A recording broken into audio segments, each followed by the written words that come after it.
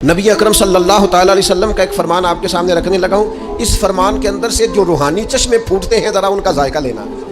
ہماری روزمرہ کی زندگی کیسی ہونی چاہیے، نبی پاک کی سیرت ہمیں کیا فیضان دیتی ہے، اس پر ذرا غور کرنا چاہیے۔ نبی پاک علیہ الصلوۃ والسلام کا یہ فرمان مسند ابو یعلا میں دیگر کتب حدیث میں موجود ہے۔ حضور فرمانے لگے، اے عائشہ، اگر میں چاہوں تو سونے کے پہاڑ میرے ساتھ چلا کریں، میں جدھر جدھر جاؤں پہاڑ سونے کے میرے ساتھ ساتھ چلیں، لیکن میں نے اپنے رب کی بارگاہ میں دعا کی ہے کہ مالک مجھے ایک دن روٹی دینا، ایک دن کا فاقہ دینا۔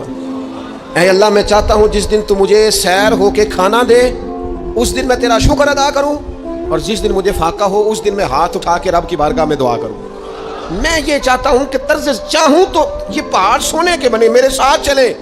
جب سونا چاندی، آنا جانا، پروٹوکول، لمبے چوڑے معاملات ہمارے محبوب نے پسند نہیں کیے، تو پھر رنگے چمن پسند نہ پھولوں کی بو پسند، ہم کو ہے وہ پسند جسے آئے تو پسند۔